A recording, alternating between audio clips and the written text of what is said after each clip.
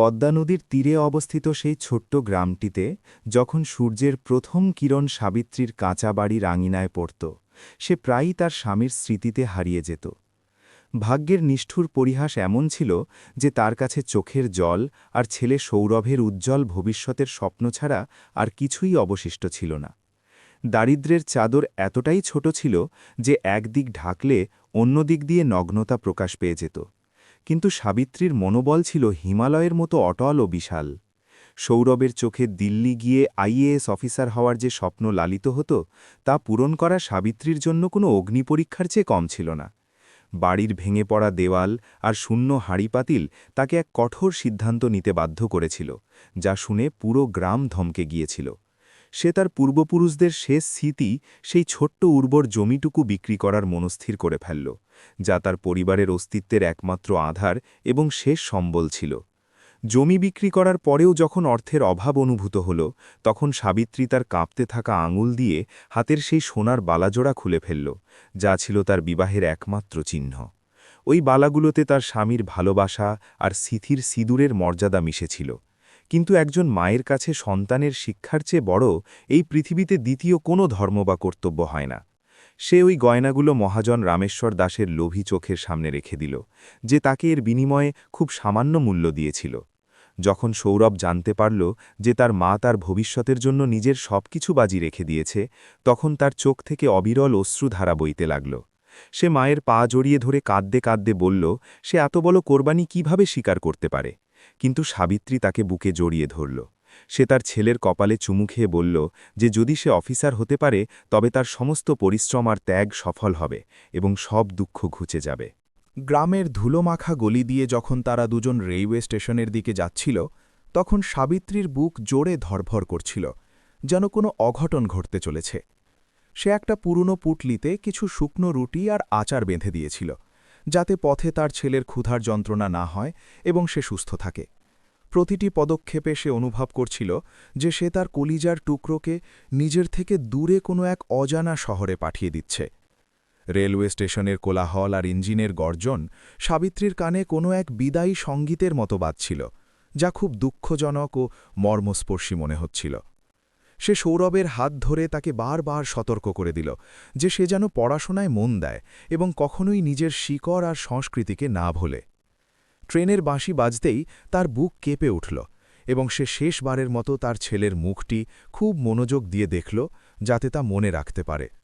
ট্রেনটি যখন ধীর গতিতে চলতে শুরু করল, সৌরভ জানলা দিয়ে বাইরে তাকিয়ে হাত নেড়ে তার মাকে বিদায় জানাচ্ছিল এবং তার চোখে ছিল দৃঢ় সংকল্প। সাবিত্রী প্ল্যাটফর্মে ততক্ষণ দাঁড়িয়ে রইল যতক্ষণ না ট্রেনটি ধোঁয়ার কুণ্ডলিতে অদৃশ্য হয়ে গেল এবং চোখের আড়াল না হওয়া পর্যন্ত সে তাকিয়ে রইল। ফেরার সময় তার পা খুব ভারী হয়ে গিয়েছিল এবং বাড়ি পৌঁছনোর পর তার সেই খালি আঙিনাকে কোনো এক কবরস্থানের মতো নিঃশব্দ আর ভয়াবহ মনে হতে লাগল। বাড়ির নিঃশব্দতা এখন সাবিত্রীকে কামড়াতে আসত, কারণ সৌরভের হাসি আর তার কথাগুলোই ওই উজাড় কুড়ে ঘরে প্রাণ সঞ্চার করত। সে দেওয়ালে টাঙানো তার স্বামীর ছবির সামনে প্রদীপ জ্বালাল এবং প্রার্থনা করল যে তার ছেলে যেন নিজের লক্ষ্যে সফল হয় আর গ্রামের নাম উজ্জ্বল করে। এখন তার কাছে কেবল স্মৃতি আর ঋণের বোঝা অবশিষ্ট ছিল, যা শোধ করার জন্য তাকে এখন দিন-রাত কঠোর পরিশ্রম করতে হতো। গ্রামের লোকজন সাবিত্রীর এই সিদ্ধান্তের ওপর কানাঘুষো করছিল যে এক একা বিধবা তার সমস্ত সম্পত্তি বাজি রেখে অনেক বড় ভুল আর বোকামি করেছে। মহাজন রামেশ্বর দাসের নজর এখন সাবিত্রীর ওই ছোট্ট বাড়িটার ওপর ছিল, যা সে যে কোনো মূল্যে হাতিয়ে নিতে চাইছিল, যাতে তার সাম্রাজ্য বাড়ানো যায়। কিন্তু সাবিত্রী প্রতিজ্ঞা করেছিল যে সে যতদিন বেঁচে আছে তার ছেলের মাথা কখনো নিচু হতে দেবে না এবং দৃঢ়ভাবে লড়াই করবে। পরের দিন থেকেই সাবিত্রী গ্রামের পাশে তৈরি হওয়া নতুন বাঁধের নির্মাণ কাজে মজুরি করা শুরু করল, যেখানে তাকে তপ্ত রোদে মাটির ভারী বোঝা মাথায় করে বয়ে নিয়ে যেতে হতো। তার নরম হাতগুলো এখন খসখসে হয়ে গিয়েছিল এবং সেখানে ফোস্কার দাগ পড়তে শুরু করেছিল, কিন্তু সে প্রতিটি যন্ত্রণা হাসি মুখে সহ্য করে নিত। তার মনে কেবল একটাই নেশা ছিল যে প্রতি মাসে সৌরভকে সময়মতো টাকা পাঠাতে হবে, যাতে দিল্লিতে তার কোনো অসুবিধা না হয়। সাবিত্রী নিজের খাওয়া দাওয়ার ওপরও ব্যাপক কাটছাট করেছিল এবং সে প্রায়ই রাতে কেবল জল খেয়ে শুয়ে পড়ত, যাতে কিছু টাকা আরও বাঁচাতে পারে। তার চোখের নিচে কালো দাগ ফুটে উঠেছিল এবং শরীরের হাড় দেখা যেতে শুরু করেছিল, কিন্তু মমতার শক্তি তাকে রোজ কাজে যাওয়ার জন্য অনুপ্রাণিত করত। সে জানত যে তার ঘামের প্রতিটি ফোঁটা সৌরভের সাফল্যের ইতিহাস লিখছে, এবং এই চিন্তাই তাকে জীবনযাপনের শক্তি দিত। প্রতি মাসে যখন সৌরভের চিঠি আসত, তখন সাবিত্রী তা পড়ানোর জন্য গ্রামের পোস্টমাস্টারের কাছে দৌড়ে যেত, কারণ সে নিজে পড়াশোনা একদম জানত না। যখন পোস্টমাস্টার তাকে পড়ে শোনাত যে সৌরভ ভালো আছে এবং মন দিয়ে পড়াশোনা করছে, তখন তার মুখে যে উজ্জ্বলতা আসত তা ছিল অমূল্য। ওই চিঠিগুলোতে সৌরভ প্রায়ই তার মায়ের শরীরের খবর জিজ্ঞাসা করত, আর সাবিত্রী সবসময় উত্তরে লেখাত যে সে খুব সুখে আছে। শীতের মরশুমে যখন হাড় কাঁপানো ঠান্ডা পড়ত, তখন সাবিত্রীর কাছে ওড়ার মতো ভালো কোনো কম্বল পর্যন্ত ছিল না, কারণ সে তার পুরনো চাদরটিও বিক্রি করে দিয়েছিল। সে আগুন জ্বালিয়ে রাত কাটাত এবং কাঁপতে থাকা হাতে ভগবানের মূর্তির সামনে হাত জোড় করে তার ছেলের দীর্ঘায়ু আর সুখদ ভবিষ্যতের কামনা করত। তার বিশ্বাস ছিল যে খারাপ সময় খুব শীঘ্রই কেটে যাবে, এবং যখন সৌরভ আসবে তখন তার জীবনের সমস্ত অন্ধকার দূর হয়ে যাবে আর নতুন সকাল হবে। ওদিকে দিল্লির কোলাহল আর ভিড়ের মাঝে সৌরভও একটি ছোট্ট ঘরে থেকে দিন-রাত বইয়ের মাঝে নিজেকে ডুবিয়ে দিয়েছিল এবং তার মায়ের পরিশ্রমের কথা মনে করত। সে জানত যে মা তাকে এখানে পাঠানোর জন্য কি হারিয়েছে, তাই সে একটা মুহূর্ত নষ্ট করতে চাইত না এবং নিজের ক্ষুধাকে চেপে রাখত। সে প্রায়ই লাইব্রেরিতে বসে ঘণ্টার পর ঘণ্টা পড়াশোনা করত, যাতে সে ইউপিএসসি পরীক্ষায় প্রথম স্থান অধিকার করে তার মায়ের গৌরব বাড়াতে পারে। সময়ের চাকা নিজের গতিতে ঘুরছিল এবং সাবিত্রীর অবস্থা ধীরে ধীরে খারাপ হতে শুরু করেছিল, কিন্তু সে কখনো হার মানেনি এবং কাজ চালিয়ে গেল। গ্রামের মন্দিরের পূজারী প্রায়ই তাকে দেখতেন এবং ভাবতেন যে এই মহিলার ভক্তি আর ত্যাগকে ভগবান নিশ্চয়ই স্বীকার করবেন এবং তাকে ফল দেবেন। সমাজের অবজ্ঞাপূর্ণ দৃষ্টি আর দারিদ্র্যের তীক্ষ্ণ আঘাতের মাঝে সাবিত্রী ছিল এমন এক জ্বলন্ত শিখার মতো যে অন্যের জন্য নিজেকে জ্বালিয়ে দিচ্ছিল। 1 বছর কেটে গেল এবং সাবিত্রী নিজের সব কিছু বাজি রেখে সৌরভের ফিজ আর থাকার খরচ সময় মতো পাঠালো, যদিও এর জন্য তাকে অনেক অপমান সহ্য করতে হয়েছে। মহাজন রামেশ্বর দাস প্রায়ই তার বাড়িতে এসে হুমকি দিত যে যদি সুদ না দেওয়া হয় তবে সে তাকে বাড়ি থেকে বের করে দেবে এবং তাকে গৃহহীন করে দেবে, কিন্তু সাবিত্রীর সাহস ভাঙল না এবং সে নিজের মমতার জোরে প্রতিটি চ্যালেঞ্জের মোকাবিলা করার দৃঢ় সংকল্প নিয়ে এগিয়ে চলল। বিকেলবেলা যখন সে পদ্মার ঘাটে বসত, তখন ঢেউয়ের শব্দ তাকে শান্তি দিত এবং তার মনে হতো যেন পদ্মা মা তাকে সান্ত্বনা দিচ্ছে। সে তার শূন্য কবজি আর খালি হাতের দিকে তাকিয়ে দুঃখিত হওয়ার বদলে গর্বিত বোধ করত যে সে এক মহৎ কাজের জন্য এগুলোর পরিত্যাগ করেছে। তার ভেতরে এক অদ্ভুত শান্তি ছিল, যা কেবল সেই মানুষেরাই পায় যারা কোনো স্বার্থ ছাড়াই অন্যের জন্য নিজের সর্বস্ব বিলিয়ে দেয়। যেহেতু সৌরভের পড়াশোনা কঠিন হয়ে পড়ছিল, সাবিত্রী আরও বেশি অর্থের প্রয়োজন অনুভব করতে লাগল এবং সে অতিরিক্ত সময়ে জমিতে নিড়ানির কাজও ধরে নিল। তার কোমর বেঁকে গিয়েছিল এবং হাত পাথরের মতো শক্ত হয়ে গিয়েছিল, কিন্তু যখনই সে সৌরভের ছবি দেখত, তার সমস্ত ক্লান্তি মুহূর্তের মধ্যে গায়েব হয়ে যেত। সে শুধু সেই দিনটির অপেক্ষায় ছিল যখন সৌরভ লাল বাতি দেওয়া গাড়িতে বসে গ্রামে আসবে এবং তার মস্তক গর্বে উঁচু হবে। সে প্রতি সোমবার উপবাস রাখত এবং ভগবান শিবের কাছে নিজের ছেলের সাফল্যের মানত চাইত, যদিও তার নিজের শরীর দুর্বলতার কারণে টলমল করতে শুরু করেছিল। মায়ের মমতার কোনো বিকল্প হয় না, এবং সাবিত্রী এই কথাটিকে নিজের জীবনের উদাহরণ দিয়ে পুরোপুরি প্রমাণ করে দিয়েছিল যে মা কি করতে পারে। তার কাছে এখন হারানোর মতো কিছু অবশিষ্ট ছিল না, কিন্তু পাওয়ার জন্য তার কাছে এক বিশাল জগৎ ছিল যা সৌরভের সাফল্যের মধ্যে লুকিয়েছিল। দিন মাস বছরগুলোতে বদলাতে লাগল এবং গ্রামের মাটি সাবিত্রীর ঘামকে নিজের ভেতরে শুষে নিল, যেন সেও তার সাক্ষী হচ্ছে। প্রতিটি অতিবাহিত দিনের সাথে সাবিত্রীর আশা আর প্রার্থনা আরও গভীর হতে থাকল। অন্যদিকে তার শরীর জীর্ণ হতে লাগল এবং সে দুর্বলতা অনুভব করত, কিন্তু দিল্লি থেকে আসা চিঠিগুলোই ছিল তার সঞ্জীবনী সুধা, যা তাকে প্রতিবার এক নতুন শক্তি আর বেঁচে থাকার এক নতুন কারণ যোগাত। গ্রামের মিনতি প্রায়ই সাবিত্রীর সাহায্যের জন্য এগিয়ে আসত এবং তাকে অল্প স্বল্প খাবার বা সহানুভূতির কথা শোনাত, যাতে তার একা অনুভব না হয়। মিনতি দেখত যে কিভাবে একজন মা নিজের অস্তিত্বকে মিটিয়ে এক নতুন জীবন গড়ে তুলছে এবং সে সাবিত্রীর প্রতি গভীর শ্রদ্ধা আর সম্মানের ভাব রাখত। দুনিয়া হয়তো সাবিত্রীকে এক দরিদ্র বিধবা হিসেবে দেখে, কিন্তু মিনতির কাছে সে ছিল এক দেবীর সমান, যার ত্যাগ অতুলনীয়। এখন সাবিত্রীর চোখ প্রায়ই ঝাপসা হতে শুরু করেছিল, হয়তো খুব বেশি কাঁদার কারণে এবং অল্প আলোতে কাজ করার জন্য তার দৃষ্টিশক্তি কমে যাচ্ছিল, যা ছিল এক খারাপ লক্ষণ। সে এই কথা কাউকে বলেনি, এমনকি সৌরভকে লেখা চিঠিগুলোতেও এর উল্লেখ হতে দেয়নি, যাতে সে তার পড়াশোনা থেকে বিচ্যুত না হয়ে যায়। সে নিজের অন্ধকারকে নিজের মধ্যেই সীমাবদ্ধ রাখল এবং নিজের ছেলের জীবনে আলো ভরার তার চেষ্টাগুলোকে কখনো কম বা দুর্বল হতে দিল না। অধ্যায়ের শেষ কাছেই ছিল এবং সাবিত্রীর জীবনের সবথেকে কঠিন সময় শুরু হতে চলেছিল, কারণ সৌরভের চূড়ান্ত পরীক্ষার ফলের সময় এখন খুব কাছে চলে আসছিল। পুরো গ্রামে আলোচনা চলছিল যে একটা গরিবের ছেলে কি সত্যিই এত বড় অফিসার হতে পারবে, নাকি সাবিত্রীর পরিশ্রম বৃথা চলে যাবে আর সে পুরোপুরি বরবাদ হয়ে যাবে।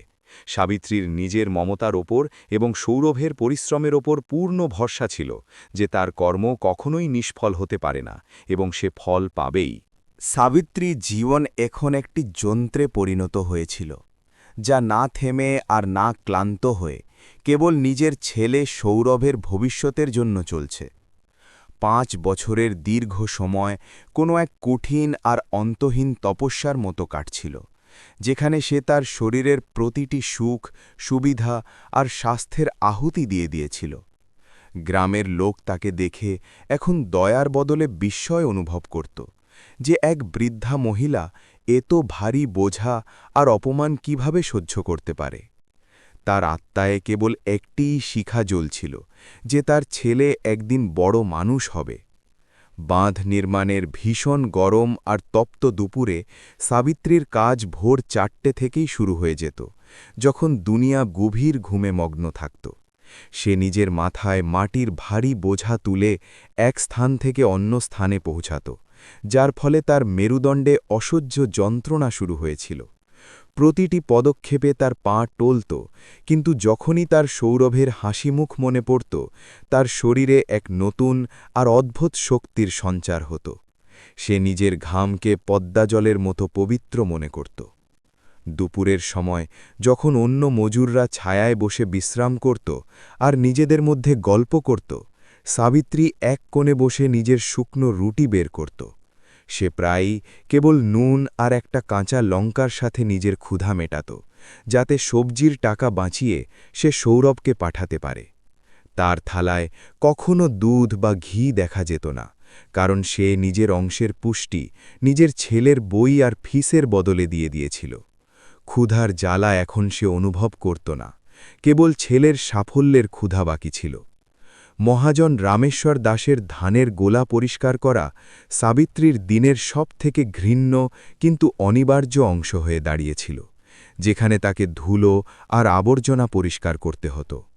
ঠাকুর প্রায়ই তাকে নীচ ভাষায় সম্বোধন করত এবং তার দারিদ্র্যের প্রকাশ্যে উপহাস করত, যা যে কোনো স্বাভিমানী ব্যক্তির জন্য অসহ্য ছিল। কিন্তু সাবিত্রী নিজের স্বাভিমান নিজের মমতার চরণে বন্ধক রেখেছিল, তাই সে চুপচাপ অপমানের বিষ গিলে নিত। সে জানত যে সৌরভের পদ একদিনেই সব কিছুর বদলা নিয়ে নেবে। ধানকলের ধুলো আর চুল্লির ধোঁয়া সাবিত্রীর চোখের ওপর খুব খারাপ প্রভাব ফেলেছিল, যার ফলে সে এখন ঝাপসা দেখতে শুরু করেছিল এবং ব্যথা বাড়ছিল। যখন সে রাতে প্রদীপের মৃদু আলোতে সৌরভের চিঠিগুলোকে দেখত, তখন অক্ষরগুলো তার কাছে নাচছে আর ঝাপসা মনে হতো। সে কখনো কোনো ডাক্তারকে দেখানোর সাহস করেনি, কারণ তার ভয় ছিল যে ওষুধের খরচের কারণে সৌরভের পড়াশোনায় কোনো বাধা না চলে আসে। তার দৃষ্টি এখন কেবল আশার ওপর টিকেছিল। সৌরভকে লেখা চিঠিগুলোতে সাবিত্রী সবসময় সাদা মিথ্যে কথা বলত, যে সে খুব ভালো আছে এবং ঘরে সবকিছু ঠিকঠাক চলছে। সে পোস্টমাস্টারকে দিয়ে লেখাত যে সে নতুন চাদর কিনে নিয়েছে এবং সে রোজ ফল আর দুধ খাচ্ছে, যাতে সৌরভ চিন্তা না করে। এই মিষ্টি মিথ্যেগুলোই সৌরভকে দিল্লির কঠিন পরিস্থিতিতে লড়াই করার শক্তি দিত। অথচ বাস্তবে সাবিত্রী ছেঁড়া কাপড়ে নিজের রাতের শীত কাটাত। মমতার নিজস্ব এক আলাদা ভাষা থাকে, গ্রামের মিনতি প্রায়ই সাবিত্রীর ঘরে এসে তাকে সান্ত্বনা দেওয়ার চেষ্টা করত এবং মাঝে মধ্যে লুকিয়ে তাকে অল্প ঘি বা ডাল দিয়ে যেত। মিনতি দেখেছিল কিভাবে সাবিত্রী নিজের ঘরের বাসনপত্র পর্যন্ত বিক্রি করে দিয়েছিল এবং এখন সে মাটির বাসনে রান্না করত। মিনতির চোখে সাবিত্রীর প্রতি গভীর সম্মান ছিল, কারণ সে কখনো কারো সামনে হাত পাতেনি, বরং নিজের পরিশ্রমের ওপর ভরসা করেছিল। সে জানত যে সাবিত্রী কোনো সাধারণ মহিলা নয়, বরং সাক্ষাৎ এক তপস্বিনী ছিল। বর্ষার মরশুমে সাবিত্রীর কুঁড়ে ঘরের ছাদ চালনির মতো চুঁইয়ে জল পড়ত, যার ফলে পুরো মেঝে কাদা হয়ে যেত এবং ঘুমানো অসম্ভব হয়ে উঠত। সে সারা রাত এক কোণে বসে ভগবানের নাম জপত এবং বাসনগুলোকে সেই জায়গাগুলোতে রাখত যেখান থেকে জল পড়ত।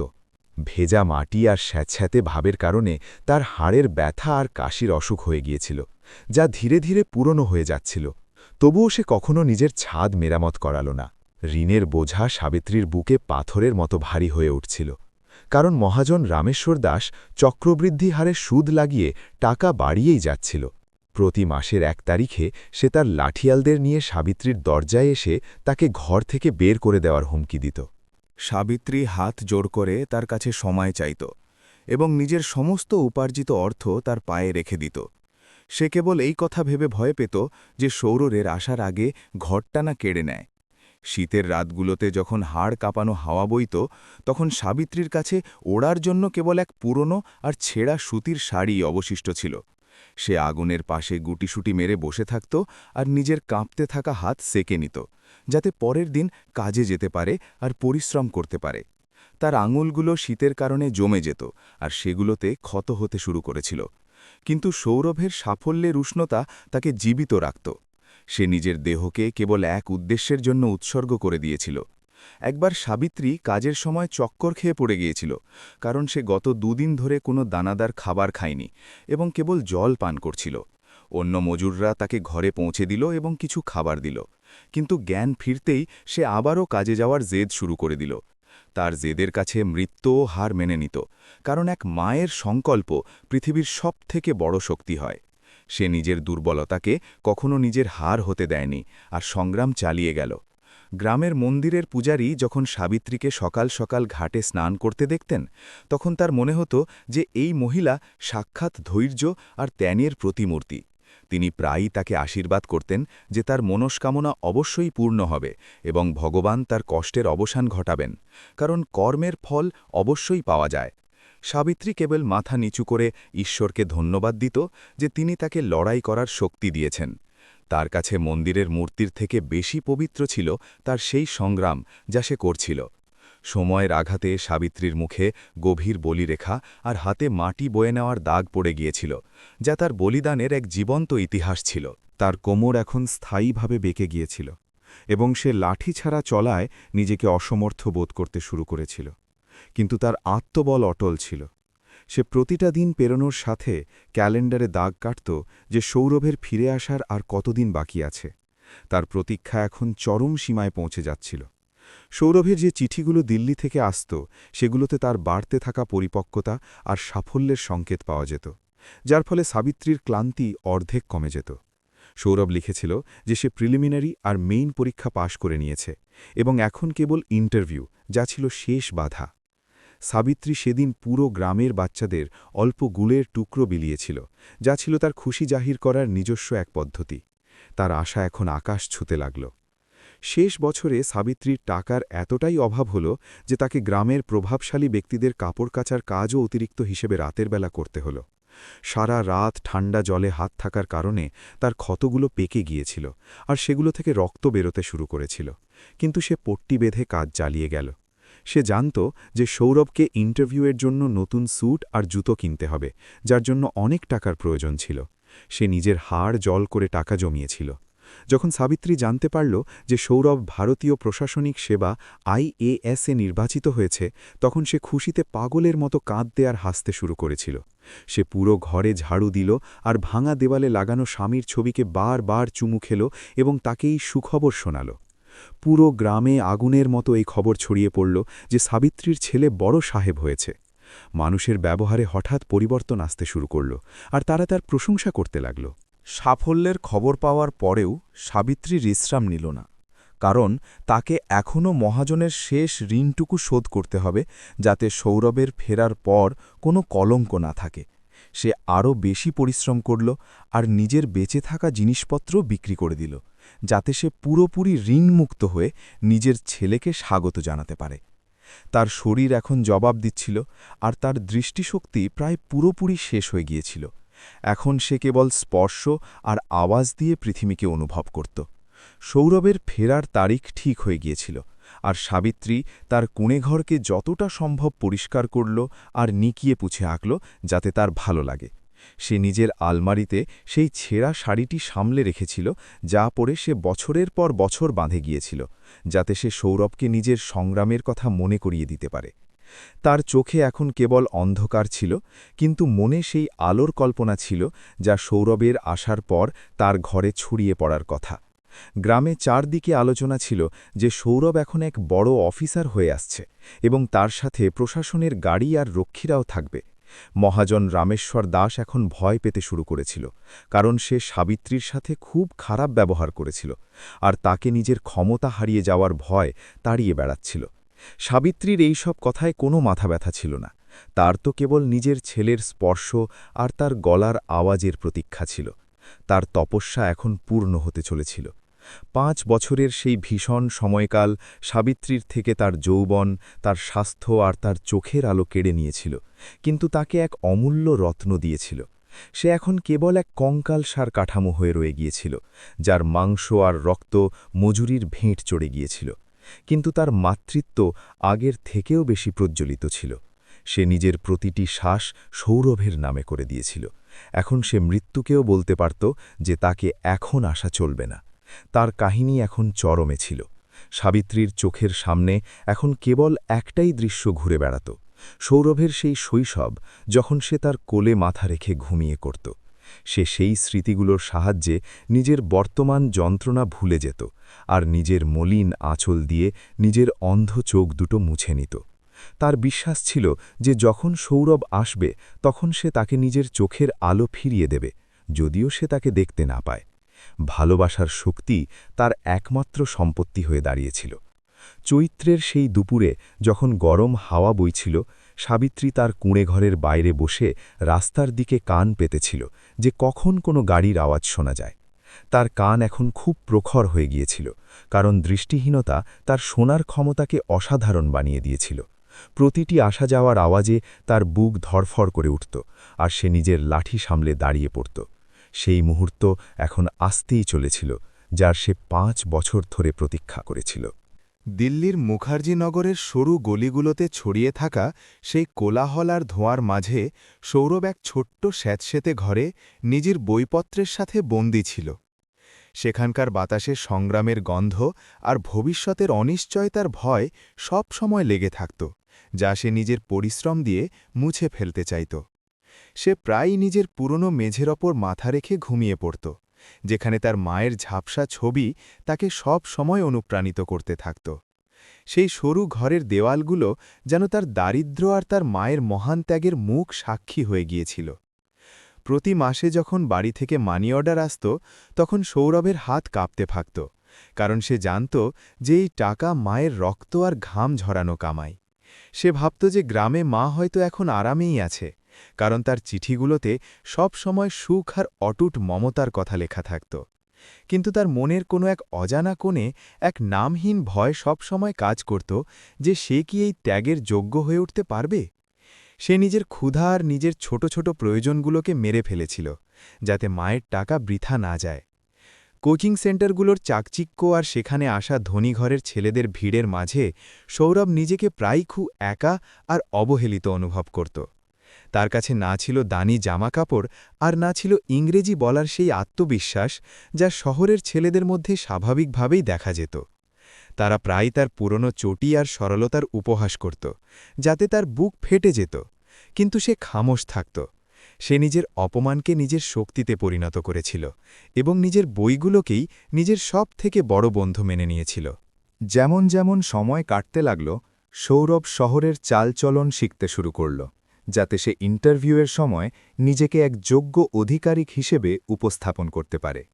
সে নিজের ভাষা আর নিজের বসার ধরন বদলে নিল, কিন্তু তার ভেতরের সেই গ্রামের ছেলেটা এখনও নিজের শিকড়কে মনে রাখত। তার মায়ের সেই কথাগুলো মনে আসত যে কখনো নিজের সংস্কৃতি আর সরলতাকে ভুলে যেও না, যা মানুষের আসল পরিচয় হয়।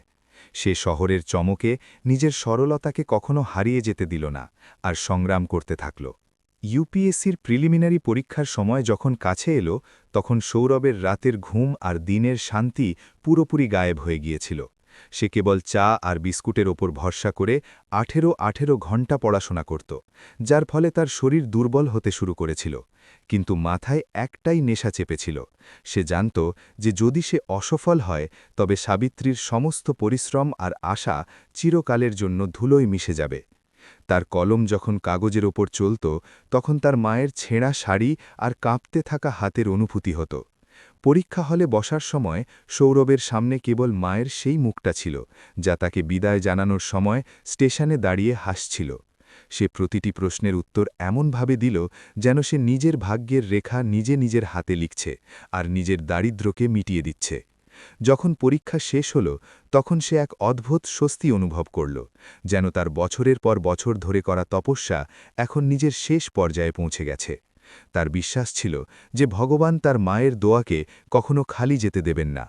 মেন পরীক্ষার ফল আসার দিন সৌরভের হৃৎস্পন্দন দ্রুত ছিল, আর সে ভগবানের সামনে হাত জোড় করে ঘণ্টার পর ঘণ্টা বসেছিল, কারণ এটাই ছিল তার ভবিষ্যৎ। যেমনই সে কম্পিউটারের স্ক্রিনে নিজের রোল নম্বর দেখল, তার চোখ থেকে খুশির জল বয়ে বেরোল, আর সে ডুকরে কাঁদতে লাগল। সে তখন এই গ্রামে চিঠি পাঠানোর কথা ভাবল, কিন্তু তারপর সে ঠিক করল যে সে পুরোপুরি সাফল্য পাওয়ার পরেই সারপ্রাইজ দেবে। তার পরিশ্রম রং এনেছিল, আর তার মায়ের স্বপ্ন এখন বাস্তবে বদলাতে চলেছিল। ইন্টারভিউয়ের জন্য যাওয়ার সময় সৌরভ তার মায়ের পাঠানো সেই শেষ টাকাগুলো দিয়ে এক সাধারণ স্যুট বানিয়েছিল, যা পরে তাকে খুব গাম্ভীর্যপূর্ণ দেখাচ্ছিল। ইন্টারভিউ বোর্ডের সদস্যরা যখন তার পারিবারিক প্রেক্ষাপট সম্পর্কে জিজ্ঞেস করলেন, তখন সে গর্বের সাথে জানাল যে সে এক মজুর মায়ের ছেলে। তার সততা আর দৃঢ় ইচ্ছাশক্তি বোর্ডের সদস্যদের খুব প্রভাবিত করল, আর তারা অনুভব করলেন যে এই ছেলেটির মধ্যে দেশ বদলানোর উদ্দীপনা আছে। সে কেবল এক প্রার্থী নয়, বরং এক নায়কের মতো উঠে এসেছিল।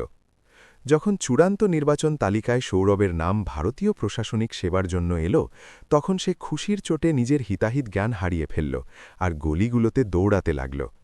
তার মনে হল আজ তার মায়ের প্রতিটি সেই চোখের জলের হিসাব হয়ে গেছে, যা তিনি তার সাফল্যের জন্য চুপচাপ ঝরিয়েছিলেন। সে আকাশের দিকে তাকিয়ে নিজের স্বর্গীয় পিতাকে স্মরণ করল এবং প্রতিজ্ঞা করল যে সে একজন সৎ ও কর্তব্যনিষ্ঠ আধিকারিক হবে। দিল্লির সেই কোলাহলপূর্ণ জায়গা এখন তার কাছে খুব সুন্দর মনে হতে লাগল। মোসাউরের লাল বাহাদুর শাস্ত্রী ন্যাশনাল একাডেমিতে ট্রেনিং চলাকালীন সৌরভ শৃঙ্খলা ও নেতৃত্বের কঠিন গুণগুলো শিখল, যা তার ব্যক্তিত্বকে পুরোপুরি বদলে দিয়েছিল।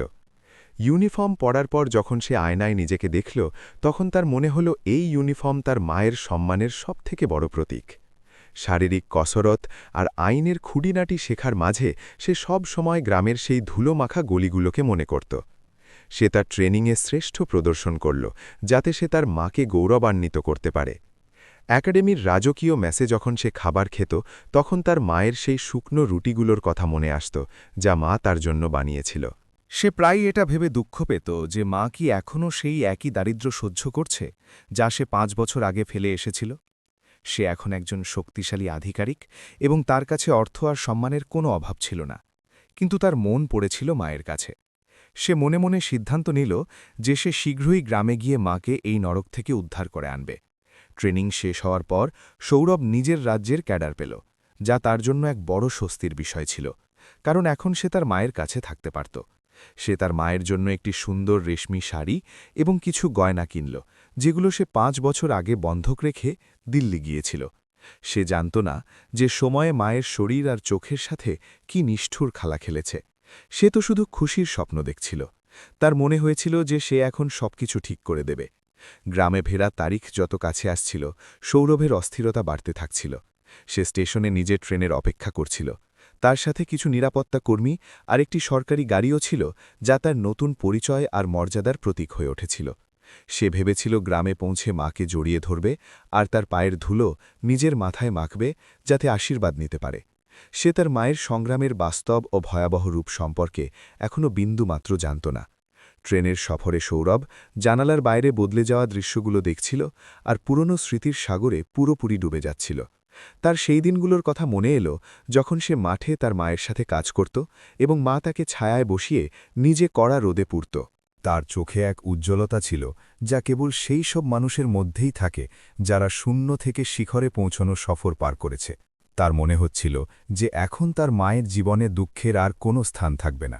ট্রেনটি যখন তার জেলার স্টেশনে থামল, সেখানকার উচ্চপদস্থ আধিকারিকরা তাকে স্বাগত জানালেন এবং তাকে গার্ড অফ অনার দেওয়া হল, যা এক গৌরবময় মুহূর্ত ছিল। সৌরভের কাছে এই সবকিছু খুব অদ্ভুত লাগছিল, কারণ তার শুধু মায়ের কাছে পৌঁছনোর তাড়া ছিল এবং সে অস্থির ছিল। সে তার গাড়ির ড্রাইভারকে বলল যে যত তাড়াতাড়ি সম্ভব তাকে তার গ্রামে নিয়ে চলো, কারণ অপেক্ষা এখন খুব ভারী মনে হচ্ছিল। ধুলোমাখা গাড়িটি এখন সেই পথে ছিল যেখান থেকে সবকিছু শুরু হয়েছিল। গ্রামের সীমানায় প্রবেশ করতেই সৌরভের বুক দুরুদুরু করতে লাগল এবং প্রতিটি মোড়ে তার মায়ের কথা মনে পড়তে লাগল যে তাকে খুঁজছে। সে দেখল গ্রামে তেমন কোনো পরিবর্তন আসেনি, সেই একই দারিদ্র্য আর ধুলো এখনও সবদিকে ছড়িয়ে থাকতে দেখা যাচ্ছিল। লোকজন গাড়ির বহর দেখে অবাক হচ্ছিল আর নিজেদের মধ্যে কানাঘুষো করছিল যে এই বড় অফিসার আসলে কে আর এখানে কেন এসেছে। সৌরভের নজর শুধু তার পুরনো আর জীর্ণ কুড়ে ঘরটিকে খুঁজছিল। যখন তার গাড়ি সেই জায়গায় থামল যেখানে তার বাড়ি ছিল, সেখানকার দৃশ্য দেখে সৌরভের পায়ের নিচ থেকে মাটি পুরোপুরি সরে গিয়েছিল। সেখানে কেবল ইঁটের এক স্তূপ আর কিছু পোড়া কাঠ পড়েছিল, যা কোনো বড় দুর্ঘটনা বা ধ্বংসলীলার এক নিস্তব্ধ সাক্ষ্য দিচ্ছিল। তার বুক কেঁপে উঠল এবং সে পাগলের মতো চারপাশের লোকজনকে নিজের মা সাবিত্রী সম্পর্কে জিজ্ঞাসা করতে শুরু করে দিল। সে ভয় পাচ্ছিল যে সে তার মাকে চিরকালের জন্য হারিয়ে ফেলেনি তো। গ্রামের লোকজন সেই ইউনিফর্মধারী অফিসারকে চিনতে পারছিল না যে এটাই সেই ছোট সৌরভ যে 5 বছর আগে এখান থেকে পড়তে গিয়েছিল। যখন সৌরভ চিৎকার করে নিজের নাম বলল, তখন গ্রামের মিনতি কাঁদতে কাঁদতে এগিয়ে এলো এবং সে যা বলল তা শুনে সৌরভ স্তব্ধ হয়ে গেল। মিনতি জানালো যে মহাজন তার বাড়ি কেড়ে নিয়েছে এবং তার মা এখন দাঁড়ে দাঁড়ে ঘুরে বেড়াতে বাধ্য হচ্ছে এবং সে পুরোপুরি অন্ধ হয়ে গেছে। এই খবর সৌরভের জন্য বজ্রপাতের চেয়ে কম ছিল না এবং সে ভেঙে পড়ল। সৌরভ নিজের চোখে বিশ্বাস করতে পারছিল না যে মা তাকে অফিসার বানালো, সেই মা আজ এমন অবস্থায় আছে যে তার মাথায় ছাদ পর্যন্ত নেই। তার সেই সব সাদা মিথ্যের জন্য খুব অনুতাপ হচ্ছিল যা সে চিঠিতে লিখত এবং কখনো সত্যিটা জানার চেষ্টা করেনি। সে মিনতিকে জিজ্ঞাসা করল, মা এখন কোথায়? মিনতি পাশের মন্দিরের বাইরের সেই পুরনো চাতালটির দিকে ইঙ্গিত করল। সৌরভ নিজের গাড়ি ফেলে খালি পায়ে সেই দিকে পাগলের মতো দৌড়াতে লাগল। অধ্যায় শেষ হতে চলছিল, কিন্তু সৌরভের জীবনের সবথেকে বড় পরীক্ষা এখন শুরু হতে চলেছিল যখন সে তার মায়ের মুখোমুখি হতে যাচ্ছিল। সে কখনো স্বপ্নেও ভাবেনি যে সাফল্যের দাম এতটা বড় হবে যে তাকে তার মায়ের চোখের আলো হারাতে হবে। ধুলো আর ঘামে ভেজা সৌরভ যখন মন্দিরের সিঁড়ির কাছে পৌঁছল, তখন সে এক বৃদ্ধা মহিলাকে ছেঁড়া পোশাকে বসে থাকতে দেখল। তার আত্মা কেঁপে উঠল এবং সে সেখানেই রাস্তার উপর হাঁটু গেড়ে বসে পড়ল। সৌরভের চোখের সামনে অন্ধকার নেমে এসেছিল যখন সে মন্দিরের সিঁড়িতে এক ঝুঁকে থাকা অবয়ব দেখল, যা ছেঁড়া কাপড়ে জড়ানো ছিল। তার শরীরের চামড়া হাড়ের সাথে মিশে গিয়েছিল আর চুল পুরোপুরি সাদা হয়ে গিয়েছিল, যা 5 বছরের ভীষণ সংগ্রামের সাক্ষ্য দিচ্ছিল। যে ইউনিফর্মটি সৌরভ বড় গর্ব আর আশা নিয়ে পড়েছিল, এখন তার কাছে কোনো ভারী পাথরের মতো বোঝা মনে হতে লাগল। তার বুক এত জোরে ধড়ফড় করছিল যে সে নিজেরই নিঃশ্বাসের শব্দ শুনতে পাচ্ছিল। সে তার কাঁপতে থাকা গলায় ধীরে করে মা বলে ডাকল এবং সেই শব্দ সেই শান্ত পরিবেশে এক বিস্ফোরণের মতো প্রতিধ্বনিত হল, যাতে সবাই চমকে গেল। সাবিত্রী, যার চোখের আলো এখন পুরোপুরি চলে গিয়েছিল, সেই আওয়াজ শুনে হঠাৎ থমকে গেল এবং তার হাত হাওয়ায় কোনো আশ্রয় খুঁজতে লাগল। তার কান সেই মধুর স্বর চিনে নিয়েছিল যা সে বছরের পর বছর নিজের স্বপ্নে শুনেছিল এবং যার জন্য সে বেঁচেছিল। তার অন্ধ চোখ থেকে চোখের জলের এক গরম ধারা বয়ে যেতে লাগল, যা তার গালে জমে গেল। সৌরভ দৌড়ে তার মায়ের পায়ে লুটিয়ে পড়ল এবং ডুকরে কাঁদতে লাগল, যেমন কোনো ছোট শিশু তার মা থেকে বিচ্ছিন্ন হয়ে ফিরে পায়। সে সাবিত্রীর সেই খসখসে আর ফাটা হাত দুটো নিজের মুখে রাখল, যেগুলোকে মাটি বয়ে নেওয়ার কারণে গভীর ক্ষত হয়েছিল আর যা এখন শুকিয়ে গিয়েছিল। সাবিত্রী কাঁপতে থাকা হাতে নিজের ছেলের মুখ স্পর্শ করল এবং তার ইউনিফর্মের তারাগুলো অনুভব করল, যাতে তার বিশ্বাস হয়ে গেল যে তার লাল অফিসার হয়ে গেছে। তাদের দুজনের সেই মিলন মন্দিরের আঙিনায় উপস্থিত প্রতিটি মানুষের চোখে জল এনে দিয়েছিল।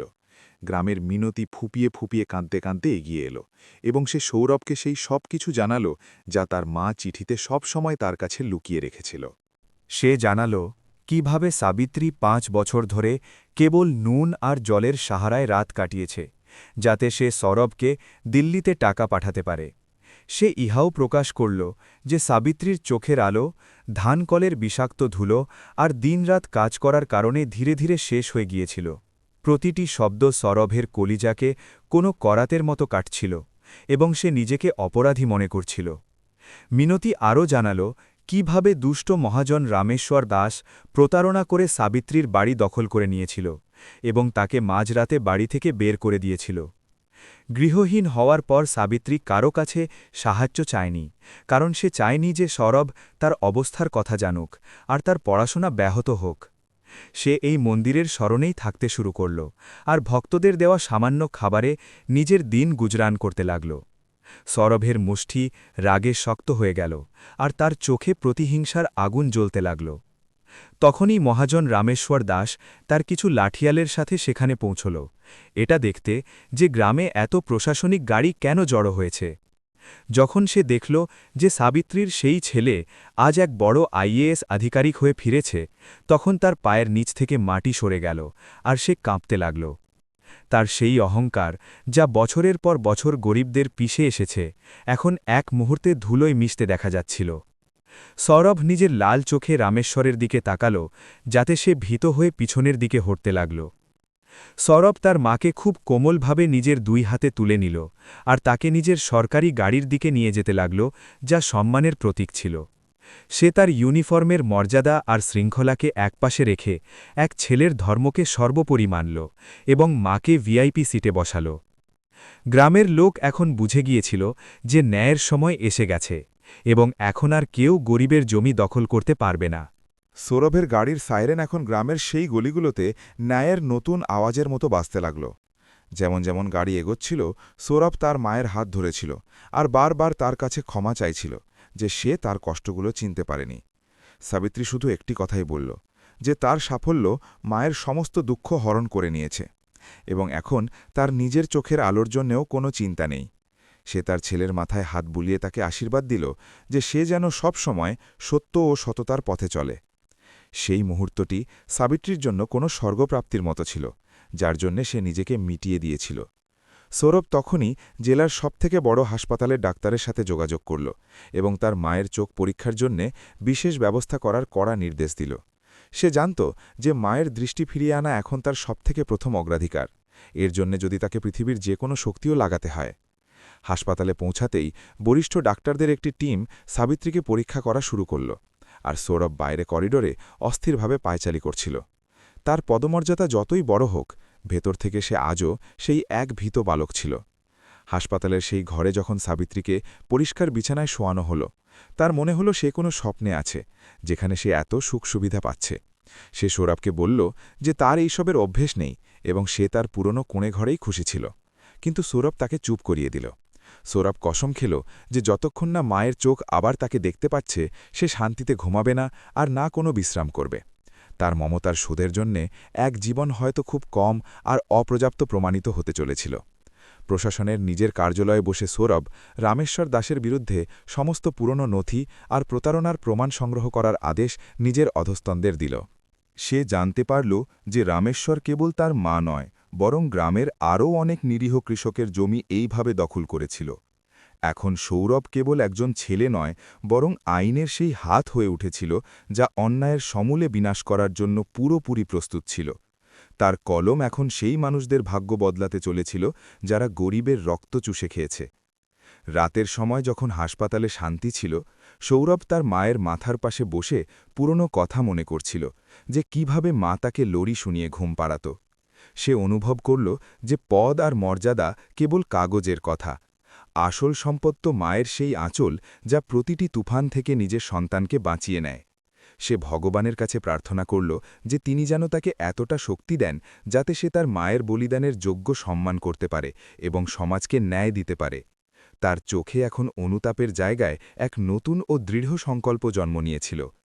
ডাক্তাররা জানালেন যে সাবিত্রীর চোখের অপারেশন সম্ভব, কিন্তু তার দুর্বল শারীরিক অবস্থার কারণে এটা কিছুটা ঝুঁকিপূর্ণও হতে পারে, যা এক চিন্তার বিষয় ছিল। সৌরভ কোনো দ্বিধা ছাড়াই সম্মতি দিল, কারণ সে জানত যে তার মা একজন যোদ্ধা যে মৃত্যুকেও অনেকবার হার মানিয়েছে। সে মায়ের হাত ধরে তাকে ভরসা দিল যে সব কিছু ঠিক হয়ে যাবে, আর সে শীঘ্রই নিজের ছেলেকে দেখতে পাবে। সাবিত্রীর হাসিতে যে বিশ্বাস ছিল তা সৌরভকেও নতুন সাহস আর প্রেরণা জোগাল। পুরো গ্রামে এই খবর ছড়িয়ে গিয়েছিল যে সৌরভ মহাজনের বিরুদ্ধে আইনি ব্যবস্থা শুরু করে দিয়েছিল এবং শীঘ্রই সবার জমি ফেরত পাওয়া যেতে চলেছিল।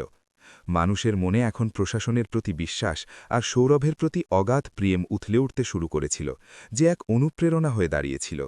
সেই সব লোক যারা একসময় সাবিত্রীকে তিরস্কার করত, এখন তারা তার কুশল কামনায় মন্দিরে প্রদীপ জ্বালাচ্ছিল আর প্রার্থনা করছিল। একজন মায়ের সংগ্রাম পুরো গ্রামের চেতনাকে নাড়িয়ে দিয়েছিল আর বদলে দিয়েছিল। রামেশ্বর দাস সৌরভকে ঘুষ দেওয়ার আর ভয় দেখানোর চেষ্টা করল, কিন্তু সে জানত না যে সে এমন এক সিংহের সামনে দাঁড়িয়ে আছে যার মা তাকে নৈতিকতার আদর্শ দিয়ে বড় করেছে। সৌরভ তাকে পরিষ্কার হুঁশিয়ারি দিল যে আইন এখন তার দরজায় কড়া নাড়বে এবং তাকে নিজের প্রতিটি পাপের পাই পাই হিসাব চোকাতে হবে। এখন সেই পুরনো সময় কেটে গিয়েছিল যখন গরিবরা কেবল কাঁদত। এখন এক শক্তিশালী ভারতের নতুন চেহারা তাদের সামনে দাঁড়িয়েছিল। অন্যায়ের দেওয়াল এখন ধসে পড়তে শুরু করেছিল আর সত্যের জয় হতে চলেছিল। অপারেশনের দিন সৌরভ হাসপাতালের মন্দিরে গিয়ে ঘণ্টার পর ঘণ্টা বসে রইল এবং নিজের মায়ের সফল চিকিৎসার জন্য মানত চাইল, যা ছিল তার জীবনের সবথেকে বড় চাওয়া। যখনই ডাক্তার বাইরে এলেন এবং জানালেন যে অপারেশন সফল হয়েছে, সৌরভের মুখে এমন এক উজ্জ্বলতা এলো যা হয়তো সে ইউপিএসসি টপ করার সময়ও পায়নি। তার মনে হল আজ সে সঠিক অর্থে একজন সফল সন্তান হতে পেরেছে, যে নিজের মাকে নতুন জীবন আর নতুন আলো দিয়েছে। তার তপস্যা এখন সার্থক হচ্ছিল। সাবিত্রীর চোখের পট্টি যখন খোলা হল, ধীরে ধীরে সে আলোর কিরণ দেখতে পেল এবং পৃথিবীর রং আবার তার চোখে ধরা দিতে লাগল। সবার আগে সে নিজের সামনে দাঁড়িয়ে থাকা সেই ইউনিফর্মধারী যুবককে দেখল, যার চোখে তার জন্য অগাধ প্রেম আর সম্মান ভরেছিল। সে নিজের ছেলের মুখ তার ঝাপসা নজরে দেখল এবং তার খুশির সীমা ছিল না যখন সে সব কিছু পরিষ্কার দেখতে পেল। মা আর ছেলের সেই মৌন সংলাপ হাসপাতালের পুরো পরিবেশকে আবেগপ্রবণ ও পবিত্র বানিয়ে দিয়েছিল। এখন সৌরভকে সেই শেষ কাজটুকু পূরণ করতে হতো, যার জন্য সেই ইউনিফর্ম পরে এসেছিল: নিজের মায়ের হারানো সম্মান আর তার ঘর ফিরিয়ে দেওয়া। সে রামেশ্বর দাসকে গ্রেফতার করাল আর তাকে সেই হাজতে ভরল যেখানে সে একসময় নিরপরাধীদের ভয় দেখাত আর তাদের শোষণ করত। গ্রামের জমির দলিল আবার তাদের আসল মালিকদের নামে করে দেওয়া হল এবং ন্যায়ের সেই প্রক্রিয়া সম্পূর্ণ হল যার অপেক্ষা যুগ যুগ ধরে করা হচ্ছিল। কর্মের চাকা এখন পুরোপুরি ঘুরে গিয়েছিল এবং ন্যায় হয়েছিল।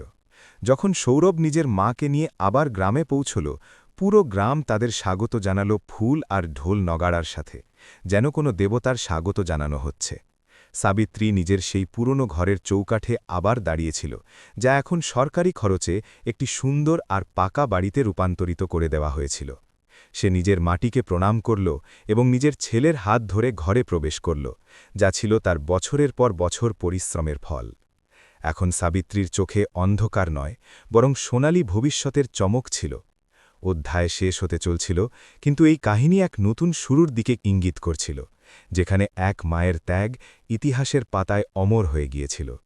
সৌরভ ইহাও প্রমাণ করে দিয়েছিল যে যদি নিয়ত পরিষ্কার থাকে আর উদ্দেশ্য মজবুত হয়, তবে দারিদ্র্য কখনও সাফল্যের পথে বাধা হতে পারে না। সাবিত্রী এখন কেবল সৌরভের মা নয়, বরং ওই গ্রামের প্রতিটি মায়ের জন্য অনুপ্রেরণার এক জীবন্ত প্রতিমূর্তি হয়ে উঠেছিল। ন্যায় আর মমতার এই জয় সমাজকে এক নতুন পথ দেখিয়েছিল। সাবিত্রী এখন নিজের নতুন পাকা বাড়ির বারান্দায় বসে ডুবন্ত সূর্যের লালিমা দেখছিল, যা তার জীবনের দীর্ঘ আর কঠিন সংগ্রামের প্রতীক ছিল। তার চোখে এখন সেই পুরনো ঝাপসা ভাব ছিল না, বরং এক শান্ত সন্তোষ আর নিজের ছেলের সাফল্যের গর্ব পরিষ্কার ফুটে উঠছিল। সৌরভ পাশেই বসে নিজের মায়ের সেই খসখসে হাতগুলোতে হাত বুলিয়ে দিচ্ছিল, যেগুলোর ওপর মাটি বয়ে নেওয়ার দাগ আজও কোনো বীরত্ব পদকের মতো গভীর আর স্পষ্ট বিদ্যমান ছিল। সে অনুভব করল যে এই প্রাসাদের মতো বাড়িও মায়ের মমতার সামনে খুব ছোট। গ্রামের পরিবেশ এখন পুরোপুরি বদলে গিয়েছিল। যেখানে একসময় ভয় আর নিস্তব্ধতার রাজত্ব ছিল, সেখানে এখন ন্যায়ের নতুন প্রতিধ্বনি আর আশার আলো দেখা যাচ্ছিল। সৌরভ নিজের শক্তি কেবল অপরাধীদের দণ্ড দেওয়ার জন্য নয়, বরং গ্রামের উন্নয়ন আর গরিবদের উত্থানের জন্য ব্যবহার করার দৃঢ় সংকল্প নিয়েছিল। সে অনুভব করল যে একজন আধিকারিকের আসল সাফল্য তার পদে নয়, বরং সেই সব মানুষের চোখের জল মোছানোর মধ্যে যারা অসহায় আর অবহেলিত। তার মায়ের যন্ত্রণা তাকে একজন সংবেদনশীল মানুষ বানিয়ে দিয়েছিল। মহাজন রামেশ্বর দাসের কালো সাম্রাজ্য এখন পুরোপুরি ধসে দিয়েছিল, এবং তাকে নিজের কৃতকর্মের সাজা জেলের শলাকার পিছনে কাটাতে হচ্ছিল, যেখানে তার নিজের পাপগুলো মনে পড়ত। তার সম্পত্তি বাজেয়াপ্ত করা নেওয়া হয়েছিল, আর তার থেকে উদ্ধার করা অর্থ সেই সব গরিব পরিবারকে ফিরিয়ে দেওয়া হয়েছিল যাদের সে বছরের পর বছর লুটেছিল আর কষ্ট দিয়েছিল। গ্রামের মানুষ এখন কোনো ভয় ছাড়াই নিজেদের জমিতে চাষাবাদ করছিল আর সৌরভকে নিজেদের মাসিহা মেনে দোয়া দিচ্ছিল। এটি কর্মের সেই চক্র ছিল যা পূর্ণ হয়েছিল। সৌরভ তার মায়ের সম্মানে গ্রামের মাঝখানে একটি বিশাল বিদ্যালয় নির্মাণ করাল, যার নাম সে সাবিত্রী বিদ্যামন্দির রাখল, যাতে শিক্ষার আলো প্রতিটি ঘরে পৌঁছায়। সে চেয়েছিল গ্রামের কোনো শিশু যেন দারিদ্র্যের কারণে শিক্ষা থেকে বঞ্চিত না হয় এবং কোনো মাকে যেন নিজের গয়না বা জমি বিক্রি করতে না হয়। স্কুলের উদ্বোধনের দিন সাবিত্রী নিজের হাতে ফিতে কাটল, আর তার চোখ থেকে খুশির জল ছলকে পড়ল। সেই দৃশ্য পুরো গ্রামের জন্য ঐতিহাসিক ও আবেগঘন মুহূর্ত হয়ে দাঁড়িয়েছিল। মিনতি, যে সাবিত্রীর সবথেকে খারাপ সময়ে তার সাথে ছিল, তাকে সৌরভ স্কুলের ব্যবস্থাপনায় একটি গুরুত্বপূর্ণ দায়িত্ব সঁপল, যাতে সে অন্য মহিলাদের সাহায্য করতে পারে। সৌরভ গ্রামের বিধবা আর অসহায় মহিলাদের জন্য একটি সেলাই কেন্দ্রও খোলাল, যাতে তারা আত্মনির্ভর হতে পারে এবং তাদের কারও কাছে হাত পাততে না হয়। সে তার মায়ের সংগ্রামকে একটি সামাজিক আন্দোলনে বদলে দিয়েছিল, যা সমাজের কুসংস্কার আর দারিদ্র্যের বিরুদ্ধে একটি শক্তিশালী হাতিয়ারের মতো কাজ করছিল। একদিন সৌরভ নিজের মাকে সেই পুরনো বাঁধ নির্মাণ সাইটে নিয়ে গেল, যেখানে সে বছরের পর বছর মজুরি করেছিল আর নিজের রক্তকে ঘামে বদলেছিল। সেখানকার ধুলো আর তপ্ত রোদ দেখে সৌরভের গলা ধরে এলো, এবং সে মায়ের সামনে হাঁটু গেড়ে বসে আরও একবার ক্ষমা চাইল। সাবিত্রী হাসি মুখে তাকে তুলল এবং বলল যে ওই মাটি তার কাছে পবিত্র, কারণ ওই মাটিই তাকে নিজের ছেলেকে অফিসার বানানোর শক্তি দিয়েছিল। মায়ের সেই মহান আদর্শ সৌরভের হৃদয়কে পুরোপুরি বদলে দিল। যেমন যেমন সময় কাটতে লাগল, সাবিত্রীর স্বাস্থ্য এখন ধীরে ধীরে ভালো হতে শুরু করেছিল, এবং সে আবার রান্নাঘরে নিজের ছেলের জন্য তার পছন্দের খাবার বানাতে শুরু করেছিল। সৌরভ যতই বড় আধিকারিক হোক না কেন, সে আজও মেঝেতে বসে মায়ের হাতের বানানো রুটি খাওয়াকে সবথেকে বড় সুখ মনে করত। ওই রুটিগুলোতে যে স্বাদ আর মমতা ছিল, তা সে দুনিয়ার কোনো বিলাসবহুল হোটেলের 56 ভোগেও কখনো অনুভব করেনি। সে আজও সেই বালকই ছিল। গ্রামের মন্দিরে এখন প্রতিদিন সন্ধে ভজন ও কীর্তন হতো, যেখানে সাবিত্রী বসে ভক্তিতে লীন হয়ে যেত আর ভগবানের শুকরিয়া আদায় করত যে তিনি তার কথা শুনেছেন। মানুষ দূর দূরান্ত থেকে সাবিত্রীর আশীর্বাদ নিতে আসত, কারণ তার কাহিনী এখন কেবল একজন মায়ের কাহিনী নয়, বরং ত্যাগ ও বিজয়ের এক মহাগাথা হয়ে উঠেছিল। সে প্রমাণ করে দিয়েছিল যে একজন মায়ের সংকল্প পৃথিবীর সবথেকে বড় শক্তিকেও নত করতে পারে এবং অসম্ভবকে সম্ভব করতে পারে। সৌরভ জেলা প্রশাসনের সাথে মিলে এমন এক নীতি বানাল যাতে অসহায় প্রবীণরা সময়মতো পেনশন ও চিকিৎসা সহায়তা পেতে পারেন, যাতে তারা সম্মানজনক জীবনযাপন করতে পারেন। সে নিজের বেতনের এক বড় অংশ সেই সব শিশুদের পড়াশোনার জন্য দান করতে শুরু করল, যারা অনাথ ছিল আর যাদের মাথার ওপর কারো ছায়া ছিল না। সে জানত যে তার মা তাকে যে যোগ্য বানিয়েছে তার আসল উদ্দেশ্য সমাজ সেবাই। তার ইউনিফর্ম এখন সত্যিই গরিবদের ঢাল হয়ে উঠেছিল। শরৎ ঋতুর এক পূর্ণিমার রাতে পুরো গ্রাম দুগ্ধশুভ্র আলোয় স্নান করছিল, আর সাবিত্রীর বাড়িতে একটি ছোট উৎসবের আয়োজন করা হয়েছিল। সৌরভ তার মাকে সেই সোনার বালাজোড়া উপহার দিল, যা তিনি বছর কয়েক আগে মহাজনের কাছে বন্ধক রেখেছিলেন, আর তারপর কখনো ফেরত পাননি। যখন সাবিত্রী ওই বালাগুলো নিজের আঙুল দিয়ে স্পর্শ করল, তার স্বামীর কথা মনে পড়ল, আর তার চোখে পুরনো স্মৃতির সাগর উছলে উঠল। সে এখন পুরোপুরি পূর্ণতা অনুভব করছিল। সাবিত্রী বালাগুলো পরে আয়নায় নিজের মুখ দেখল, আর তার মনে হল তার যৌবন আর তার মর্যাদা আবার ফিরে এসেছে, যা সে নিজের ছেলের জন্য ত্যাগ করে দিয়েছিল। সৌরভ মায়ের কপালে চুমু খেল আর বলল যে এই বালাগুলো কেবল গয়না নয়, বরং তাদের অটট বিশ্বাস ও বিজয়ের প্রতীক, যা সব সময় জ্বলজ্বল করবে। সেই রাতে সাবিত্রীর খুব গভীর আর প্রশান্তির ঘুম এলো, কারণ এখন তার মনে কোনো চিন্তা বা ভবিষ্যতের কোনো ভয় অবশিষ্ট ছিল না। ন্যায় ও ধর্মের এই লড়াইয়ে সৌরভ কখনো নিজের পদের অপব্যবহার করেনি, বরং সে সত্যের পথে চলে এক দৃষ্টান্ত স্থাপন করেছিল, যাতে বিভাগের নাম উজ্জ্বল হয়েছিল। তাকে রাজ্য সরকার কর্তৃক সর্বশ্রেষ্ঠ আধিকারিকের পুরস্কারে সম্মানিত করা হলো, যা নেওয়ার জন্য সে নিজের মাকেও সাথে নিয়ে রাজধানীর রাজকীয় অনুষ্ঠানে পৌঁছল। যখন সে মঞ্চে সম্মান নিচ্ছিল, তার নজর নিচে বসে থাকা নিজের মায়ের ওপর স্থির ছিল, যিনি হাসছিলেন। অনুষ্ঠানে নিজের ভাষণের সময় সৌরভ পুরো পৃথিবীর সামনে এটা স্বীকার করল যে তার সাফল্যের পিছনে কোনো কোচিং বা বই নয়, বরং তার মায়ের সেই বলিদান রয়েছে।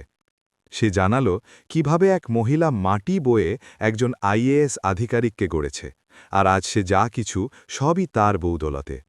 সেখানে উপস্থিত প্রতিটি মানুষ দাঁড়িয়ে সাবিত্রীর সম্মানে তালি বাজাল, যাতে পুরো হল গমগম করে উঠল এবং প্রতিটি চোখ ভিজে গিয়েছিল। সেটি ছিল মায়ের মাতৃত্বের এক বৈশ্বিক জয়ের মুহূর্ত। গ্রামে ফেরার পর সৌরভ দেখল যে এখন মানুষ নিজের মেয়েদেরও স্কুলে পাঠাতে শুরু করেছে, এবং গ্রামে শিক্ষার প্রতি এক নতুন চেতনা আর সচেতনতার সঞ্চার হয়েছে। সাবিত্রী গ্রামের বৃদ্ধ মহিলাদের জড়ো করে তাদের স্বাক্ষর করতে শুরু করল, যাতে তারাও নিজেদের হকের লড়াই লড়তে পারেন এবং বুড়ো আঙুলের ছাপের জায়গায় সই করতে পারেন। তার ছোট প্রচেষ্টায় গ্রামের পুরো সামাজিক কাঠামো বদলে গিয়েছিল এবং উন্নয়নের এক নতুন বাতাস বইছিল। সময়ের গতির সাথে সৌরভের পদোন্নতি হতে থাকল, কিন্তু সে কখনো নিজের সরলতা আর নিজের মায়ের শেখানো সংস্কারগুলোকে নিজের পদের অহংকারের নিচে চাপা পড়তে দেয়নি। সে প্রতিটি রবিবার গ্রামে আসত আর নিজের মায়ের সাথে সময় কাটাত।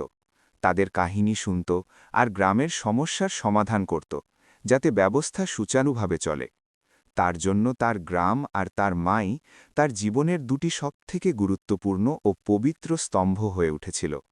সাবিত্রী এখন যথেষ্ট বৃদ্ধ হয়ে গিয়েছিল, কিন্তু তার মুখের তেজ আর তার গলার আওয়াজের তেজ আজও তেমনই ছিল, যেন কোনো তপস্বিনী নিজের সাধনা পূর্ণ করেছে। সে সৌরভকে শিখিয়েছিল যে শক্তির আসল ব্যবহার হল অন্যদের রক্ষা করা, তাদের ভয় দেখানো নয়, এবং সৌরভ এই কথাটিকে নিজের জীবনের মন্ত্র বানিয়ে নিয়েছিল। মা আর ছেলের এই অটুট বন্ধন সমাজের জন্য এক অনুপ্রেরণার উৎস হয়ে দাঁড়িয়েছিল, যাকে মানুষ যুগ যুগ ধরে মনে রাখবে। পদ্মার ঘাটে এক সন্ধ্যায় পায়চারা করার সময় সাবিত্রী সৌরভকে বলল যে এখন তার মৃত্যুর কোনো ভয় নেই, কারণ সে তার জীবনের উদ্দেশ্য পূরণ হতে দেখে নিয়েছে। সৌরভের চোখে জল এসে গেল, কিন্তু সে নিজেকে সামলাল আর মাকে বলল যে তাকে এখনও অনেক সময় পর্যন্ত তার সাথে থাকতে হবে আর তাকে পথ দেখাতে হবে। মা শুধু হাসি মুখে পদ্মার ঢেউয়ের দিকে তাকালো, যা নিরন্তর বয়ে যাচ্ছিল আর জীবনের অবিরাম যাত্রার বার্তা দিচ্ছিল। সত্য এটাই ছিল যে সাবিত্রী যে বীজ বুনেছিল তা এখন এক বিশাল ও ছায়াঘন বটবৃক্ষে পরিণত হয়েছিল, যার ছায়ায় না জানি কত অসহায় মানুষ আশ্রয় আর নতুন জীবন পাচ্ছিল। তার দারিদ্র্য তাকে ভাঙেনি, বরং তাকে আরও মজবুত ও ইস্পাতসম বানিয়ে দিয়েছিল, যাতে সে সমাজের অশুভ শক্তির সাথে লড়াই করতে পারে আর জিততে পারে। একজন সাধারণ মহিলা অসাধারণ কাজ করে এটি প্রমাণ করে দিয়েছিল যে মমতার কোনো সীমা নেই। কাহিনীর এই সফর এখানে শেষ হচ্ছে, কিন্তু সাবিত্রী আর সৌরভের এই গাথা গ্রামের বাতাস ও মাটিতে চিরকালের জন্য মিশে থাকবে, যা আগামীর প্রজন্মকে অনুপ্রাণিত করবে। কর্মের ফল মিষ্টি হয়, আর মায়ের ত্যাগ কখনো নিষ্ফল যায় না। এই সত্য আজ পুরো পৃথিবীর সামনে এক জ্বলন্ত উদাহরণ হয়ে দৃঢ়ভাবে দাঁড়িয়েছিল। অন্ধকারের পর যে সকাল এসেছিল তা এখন আর কখনো শেষ না হওয়ার এক অনন্ত আলো ছিল।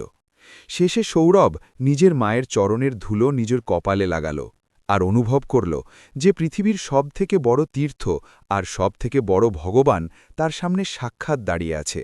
সাবিত্রী নিজের হাত তার মাথায় রাখল আর তাকে অনন্ত আশীর্বাদ দিল, যাতে সৌরভের রোম রোম পুলকিত হয়ে উঠল এবং সে পরম আনন্দ লাভ করল। প্রেম, ত্যাগ ও ন্যায়ের এই অদ্ভুত কাহিনী মানবতার প্রতি বিশ্বাসকে আরও গভীর ও অটুট করে দিল।